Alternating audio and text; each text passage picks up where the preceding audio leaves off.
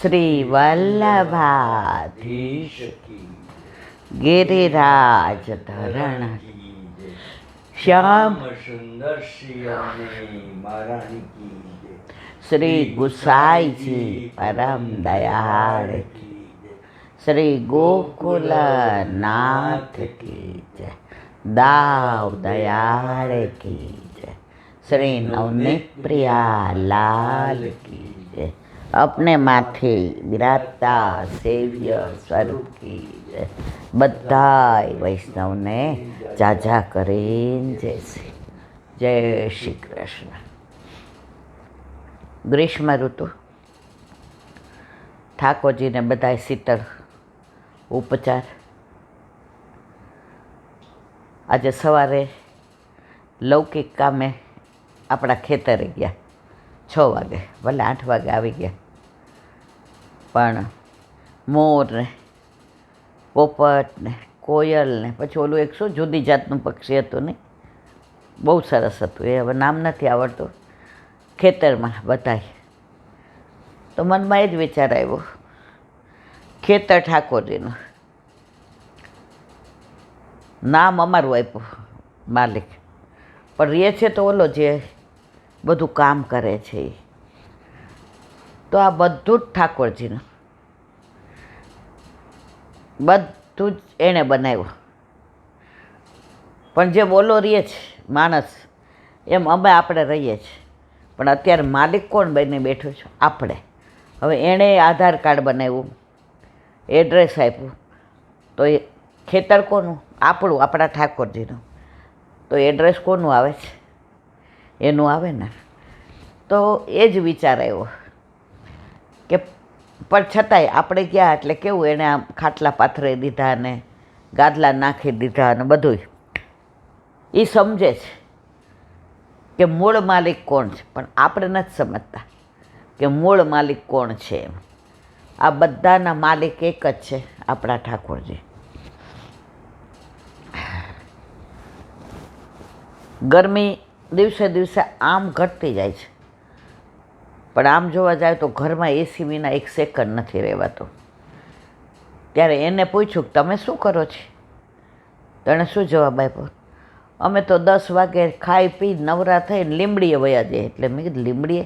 એ કે જો આ તમારા ખેતરમાં જેટલા લીમડા છે ને એટલા ખાટલા પાથરી દઈએ, એટલે અમે બધા ત્યાં સૂઈ જઈએ કે આ નેચરલ. અને આપણે 24 કલાક એસીમાં રહીએ એટલે આ શરીર જકડાઈ જાય. આંખમાં તો આમ કણા ખૂંચતા હોય, કોઈક ભાલા મારતું હોય એવું દુખે, એક હાડકું દુખે. કારણ આપણે બધું રહીએ છીએ કૃત્રિમમાં, એ બધે રહે છે કુદરતીમાં. તો આપણે પ્રભુએ આપેલા આ બધા વૃક્ષોને ન કાપી નાખ્યા હોત, આ પર્યાવરણને આપણે નાશ ન કર્યો હોત, તો આટલી ગરમી હોત? અત્યારે તમે જુઓ તો વધુમાં વધુ વૃક્ષો આપણે કાપી નાખ્યા છે, આપણે એટલે દુનિયાએ. તો અત્યારે ભોગવવું કોને પડે છે?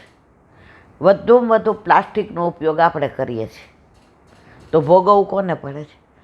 હવે વાસણ ઘસતી હતી તોય તમે જોયું હતું, એ પાવડરનો ઉપયોગ નહોતી કરતી. સવારે એને પૂછ્યું કે શું નાસ્તો કર્યો? એટલે કે ગરમ ગરમ રોટલા અને ચા, અને અમે 2 જણાએ દહીં અને મરચાં તળ્યા હતા. હવે આમાં કયો રોગ થાય એને? હવે એની રાખ નીકળી હતી. કેવા વાસણ ઘસ્યા? પાણી લઈ આવી બહારથી ને 2 ડોલ ભરીને. મારે કહેવાનો આશય એમ છે કે પ્રભુએ તો બધું જ આપણને આપણા હિતનું આપ્યું છે. આપણે હાથે કરી. આ પાવડર એ કેટલો નુકસાનકારક, થોડો રહી જાય તો એ તમારા હેલ્થ માટે નકામો. એના હાથે બધું કામ કરવાનું. એમ આપણે જો આ કુદરત આપ્યું છે ને, ઝાડ વૃક્ષો ન કાપીએ, બરાબર પર્યાવરણનું ધ્યાન રાખીએ, ખોટા પાણી ન ઢોળીએ એટલે થર એનું નીચે ન વયું જાય, આ બધું ધ્યાન રાખીએ તો આટલી બધી ગરમી થાય જ નહીં. ચલો, આડી બાજુ વહી ગઈ. આજે ખેતરે ગયા હતા કામે, પણ એની અંદર મને આ જ વિચાર આવ્યા એટલે આ તો હું બોલું છું, મારું ઘર છે, તમે બધા ઘરના છો, ઘરનાની હારે તો બધી વાતો કરાય.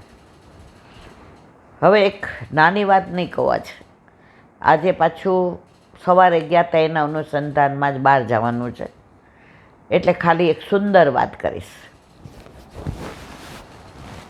ઠાકોરજીને રાજભોગ ધરાવીએ ત્યારે ગ્રીષ્મ ઋતુમાં છાકના કીર્તન આવે, શિયાળામાં શીતકાલના આવે અને નોર્મલી નિત્યના આવે. તો આજે એક નિત્યના કીર્તનનો ભાવ સાંભળો. એ ભાવ એટલો સુંદર હતો. એ લીલાની વાતો જ્યારે એ ભગવદીય કરતા હતા ત્યારે આપણે એ લીલાના દર્શન કરવા માંડ્યા, એ લીલામાં તન્મય થઈ ગયા. બપોરે નિત્યમાં આવે છે, છાકમાંય નથી આવતું અને શીતકાલમાંય નથી આવતું. કીર્તન હતું, પાંડે ભોગ લગાવન પાવે, वो जब जब सामग्री कर ઠાકોર કો ધરાવે, તબ તબ તું છુઈ આવે. હવે આખો કીર્તનનો ભાવ સાંભળજો. તું યહ બાત ન જાને રી મૈયા, મોહી કિત દોષ લગાવે, वो आँख मूंदी के मोही को जू बुलावे. પરમાનંદ સ્વામી કે ચિત્ત સ્વામીનો પછી છેલ્લે ઠાકોરજી ચત્રભુજ સ્વરૂપ થાય છે અને 4 હાથે આરોગ્ય છે. એવા દર્શન ગર્ગાચાર્યજીને કરાવે છે. હવે વાત અહીંથી શરૂ થાય છે કે ઠાકોરજી નંદ બાવાના કુળના નહીં, વૃષણી કુળના, એટલે કે વસુદેવ દેવકીના પુત્ર. હવે નંદ યશોદા તો એવું જ માને છે કે આ અમારો પુત્ર છે, એટલે એમના કુલગુરુ કોણ છે?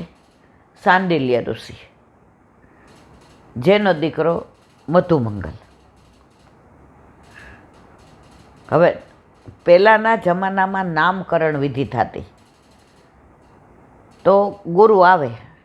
અત્યારે જો આપણે 40 દિવસનું છોકરું થાય એટલે જો ગુરુ ગામમાં બિરાજતા હોય એટલે આપણે એમ કહીએ કે હવે ગામડામાં શું કહે ખબર છે? કાન ફૂંકાવાનું. આપણે એવું ન કહીએ, આપણે એવું કોઈ નામ મંત્ર અપાવવાનું, નામ નિવેદન. તો આપણે છોકરાને લઈ જાય એટલે કાનમાં 3 વાર શ્રી કૃષ્ણ શરણમમાં, શ્રી કૃષ્ણ શરણમમાં, શ્રી કૃષ્ણ શરણમમાં ગુરુ બોલે, બાળક ન બોલે, કાનમાં બોલે અને એને કંઠી પહેરાવે. અત્યારે હોલમાં ઘણીવાર સત્સંગ હોય કે પધરામણી ગુરુની હોય કે વચનામૃત હોય તો ઘણા વૈષ્ણવ નાના ટેણિયાને લઈ આવ્યા હોય. ઈલાબેન પૂછી જુઓ ને જેને આને નામ પમાવી દેશે. એટલે હું કહું જે 2-3 એ કે હા કાંઈ વાંધો નહીં, જે જેવું શરણે આવવા તત્પર છે લાવો એને, અને કાનમાં નામ પમાવી દે. તો વાત કરતા હતા આપણે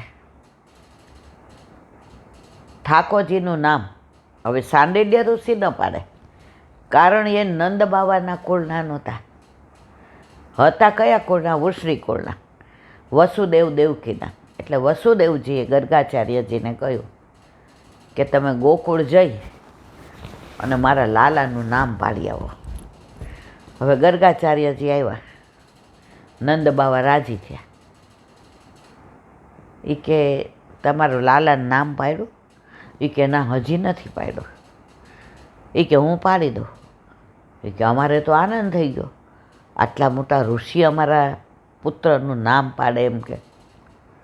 તો કે તમે અત્યાર સુધી દરેક ઉત્સવ બહુ જ ધામધૂમથી કરો, પડખું ફેરવે તોય તમે પરિવર્તન ઉત્સવ કરો. લાલો ચાલતા શીખે તોય એનું જુદું કરો, બોલતા, પણ આ તમારે ખાનગી રાખવાનું છે, કોઈને કહેવાનું નથી. એ કે આપ જેમ કહો એમ. કે બોલો ક્યાં તૈયારી કરાવીએ? તો કે ખીરકમાં.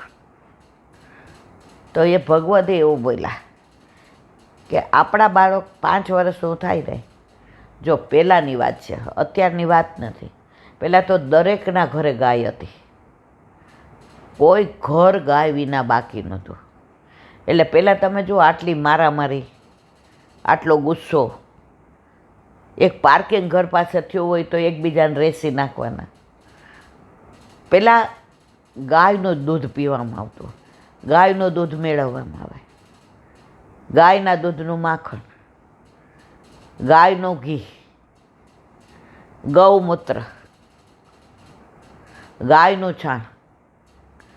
અમારા ઘરે તો એટલી બધી મરજાદ હતી કે અમે ટાઈમમાં થાય ને એટલે એ 3 દિવસ અમારે ગૌમૂત્રથી પોતવાનું જ્યાં અમે ખાધું હોય, અને પછી ગાયના છાણથી લીપવાનું. અને ચોથે દિવસે એ અમારા વાસણ હોય ને એમાં બા અંગારા નાખે, અમે ખાસા કરીએ એટલે, અને એ અંગારા અમારા આમ ફેરવવાના. એટલે આખા પાત્રમાં એ અંગારા પહેલાં થઈ જાય એટલે વાસણ શુદ્ધ બની જાય. પછી બા અંદર જળ રાખે અને પછી રાખથી પાછી ધોવે. એટલે એ પાત્રને અંદર તો નહીં જ લઈ જવાના, એ જુદા મૂકવાના. અને અમે જ્યાં જયમાં હોઈએ ત્યાંય અમારે 7 વાર ગૌમૂત્રથી પોતું કરવાનું, છાણથી, અને એ અંગારા નાખે પછી જ જગ્યા ચોખ્ખી થાય. હવેની વાત નથી. હવે તો બધું જો પરિવર્તન દુનિયાનો નિયમ છે.